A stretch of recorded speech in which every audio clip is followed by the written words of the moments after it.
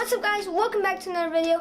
I know you probably don't expect me in your notifications, but here I am. As you could probably already tell by the title of this video, today I want to talk about cheap gear that you can use. Obviously, as filmmakers, not all of us can afford the newest Canon camera. And if you can afford the newest Canon camera, well, congrats.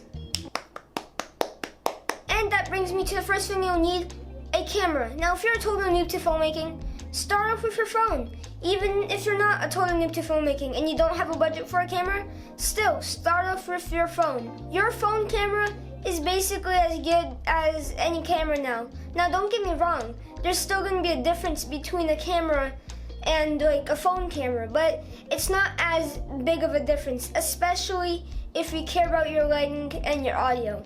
Now you might be asking, why shouldn't I invest in a camera? Well, first of all, if you're a noob to filmmaking, there's a lot of great apps on like iPhone or Android phones that let you fiddle around with like ISO and white balance and all of that stuff. So if you don't know what that is, that's gonna help you get used to it. So when you buy like a camera, it's gonna be more easier to transition. Now, if you're actually experienced in filmmaking and you're ready to invest in a camera, I'm gonna suggest you my camera because it's actually pretty cheap. It only retails for $600 and that's with a kit lens, so you don't have to worry about buying the lens. It's the Panasonic G7. This is a great camera. It has a flip out screen, it shoots in 4K, it has a Micro Four Thirds sensor, but if you need a vlogging camera, don't get this camera, okay? Don't get any Panasonic cameras if you need a good vlogging camera. Panasonic probably has the worst autofocus in mankind.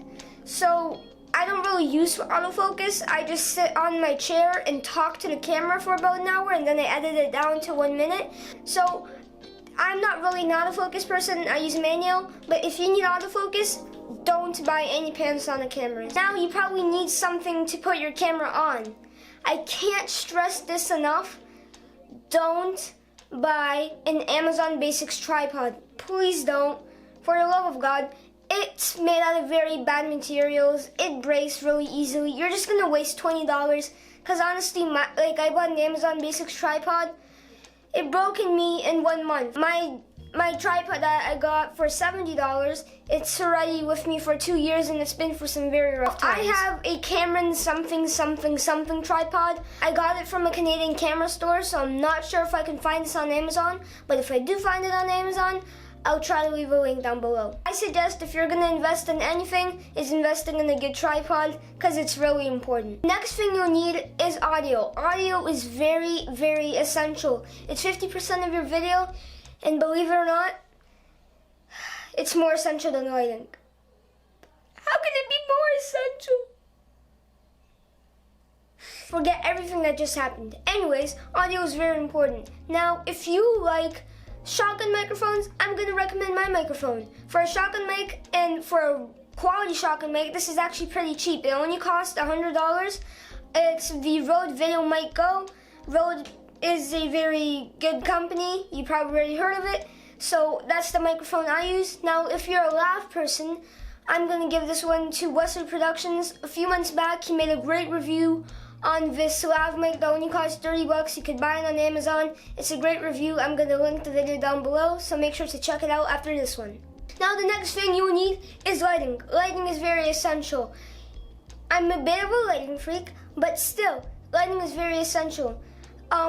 If you don't care about lighting and if you don't have a budget for lighting, at least turn off your overhead light and sit in front of your window. That's going to be better lighting than just your overhead light. Your overhead light is probably the worst lighting you could have.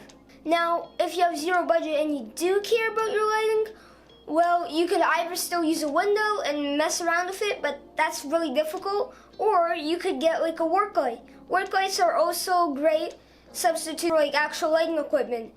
It's going to cost you around like $40 to $50. It's probably going to be one of the most expensive things other than your camera.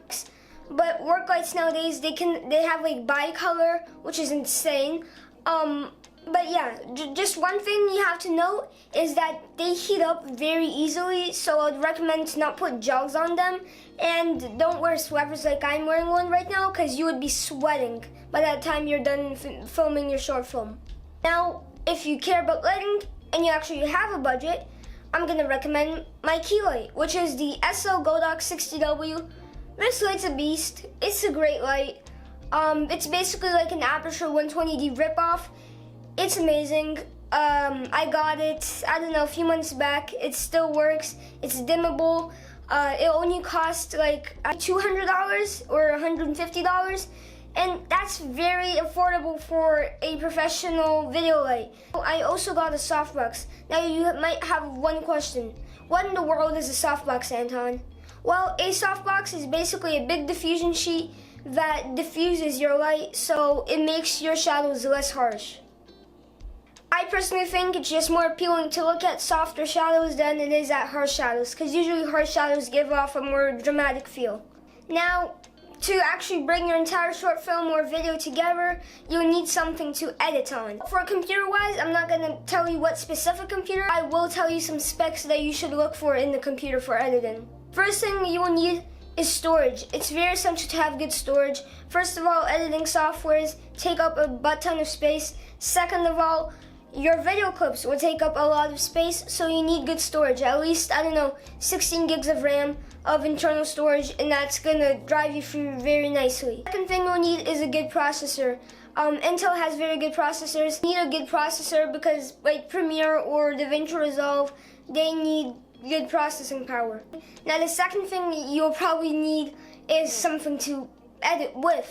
Now if you use Apple, use iMovie. Use it. It's a good way to start off. I've used it when I started off. It's a great app. It's very simple. It teaches you like the basics. You cut, you add a clip together, you can add music.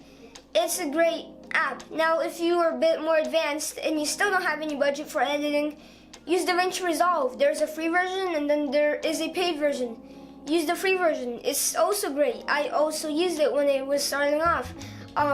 I would recommend actually DaVinci Resolve more than iMovie because DaVinci Resolve will kind of get you used to Premiere, and once again, it's not going to be that big of a transition when you go to Premiere. Now, if you do have a budget and you don't know what to choose, Final Cut or Premiere, I've used both. I used to be, I'm embarrassed to say, but I used to use Final Cut.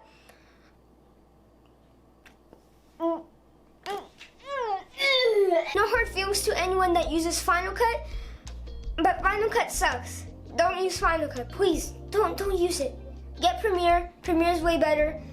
That's what they use in Hollywood. So apparently a few days back, I forgot to film an outro when I originally filmed this video. So that's gonna do it for today's video, guys. Hopefully you found it useful. Hopefully you found it helpful. And I'll see you next time where I turn into a butterfly, I fly away into an abandoned city, and then I find a Lamborghini and I turn into a hippopotamus. Now I'm gonna go into the background and I'm gonna dance, and you're gonna click on one of the two things that pop up right now.